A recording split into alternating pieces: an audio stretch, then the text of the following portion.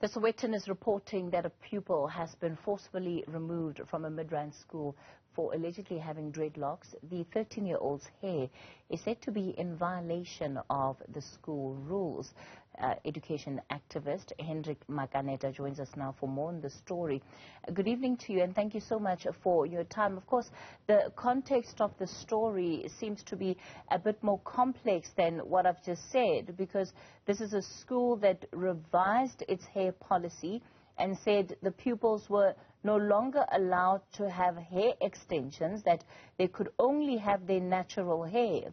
And this young child, of course, had an afro, but she previously had dreadlocks that she had cut off that were reinstalled.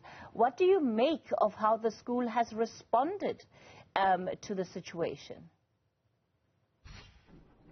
Well, I think, Kathy, what is important to note is that the school policy is mentioned. And of course, like any other policies, usually policies, or when such policies are drafted, there must be a consultation process with students to make sure that before they sign such policies, they understand what they are getting themselves into, along with their parents. Of course, parents of minors being students in this case. And so at this point, I want to say that we really do not encourage schools to, step out of line with national regulations in relation to a wide range of policies that they take, be it a hair policy or any other policy that the school may take. And perhaps what is at stake here is to check whether the policy is in line with our requirements, at national level. And another thing is the fact that we respect institutional autonomy. Does not necessarily mean that schools should do as they wish. I think that the spirit and the purport of the Constitution of the Republic should be upheld by all schools. There generally does seem to be a difficulty for schools when it comes to managing dress codes, and in particular the issue of hair, because we keep coming back to this problem, albeit under different iterations. Definitely. I think the time has come for us to really call on government to find a way to, not necessarily suppress, the autonomy of, schools or independent schools or even public, but to find a way to develop a common policy position at national level, which can serve as a guideline to all the schools, particularly on these matters of hair. Because if you look currently, each and every school is able to draft its own policies, and therefore we will continue to have these battles from time to time if such policies are not managed at a central place. I think that at some point we must be able to come up with a formidable policy to say what is it that is in the best interest of society at national level, something that can be able to encompass students throughout the country, so that we can get rid of this, fights that take place from time to time in a wide range of schools. The difficulty with that, of course, is that, in some schools there are hair policies that the parents absolutely, subscribe to, and you raise the issue of the fact that when schools implement policies and they develop policies, it is in consultation with school governing bodies. And so, parents do have a say over what goes into some of these policies. Definitely, Kathy. I think that the other problem that emanates from schools is the fact that, let's say that in the year 2023, the current year, academic year, a school policy is developed by both parents as well as, members of management of this particular school.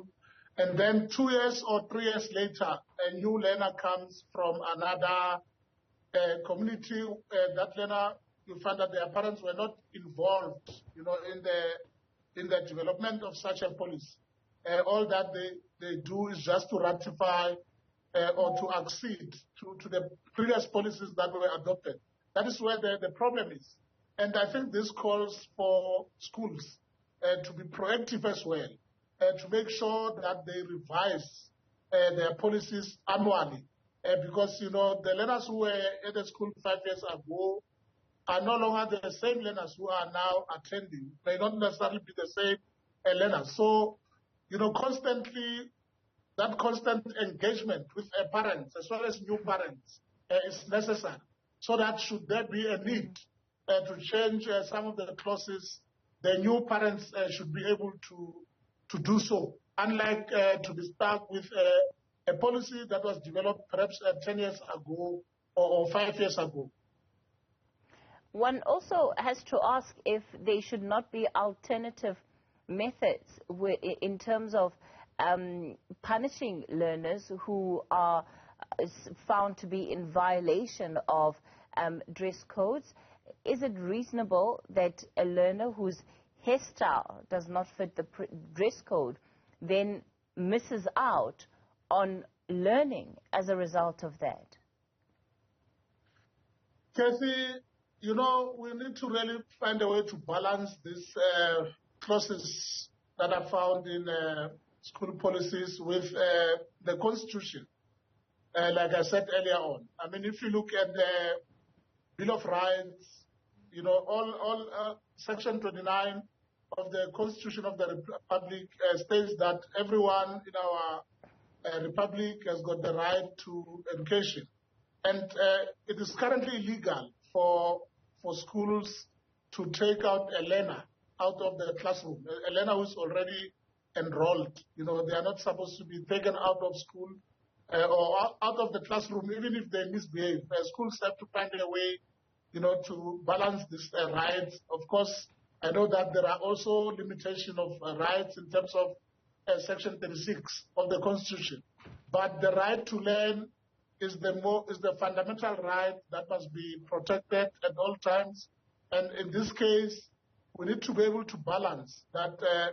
Was it really necessary to take the learner out of school, to deny the learner a chance to learn simply because of the, failing to comply with the hair policy? I think in this case, something should have been done. More steps could have been taken, to bring the parents on board, bring the parents to school with a view to have a discussion, a fruitful engagement, with a view to address the matter, instead of denying the learner the chance to study. Absolutely. It's the interests of learners that really must come first for both parents and schools, because it is this very learner today who is uncertain about her future, because there is, of course, the humiliation of having to go back to the school and face off with just how she was treated. But also, the school's curriculum is different to what is offered by the government schools in the area. And so that would also come with its own challenges, relocating her to a different school. Of course, the challenges of the curriculum are dire, in the sense that we don't do the same. Others are doing CAPS, also others IEB, and a wide range of other curriculum. So now, I think that in this case, I know that there's a new issue that has also come up in relation to the school in question about issues of registration and so on. I think that I'm not so sure how true. I've not gone back down to the issues, but of course it might happen that there might be, developments, which may even affect the entire student population at that school, if it is found that the school is indeed not, compliant with the rules and regulations that are stated in as far as registration of institutions of learning are concerned. But we really want to say that is another issue. For now, the school must really find a way. We call upon management of the school to resolve this issue, with a view to make sure that the learner is given a chance to create a future for herself. We'll leave it there for tonight. Hendrik Makaneta is an education expert.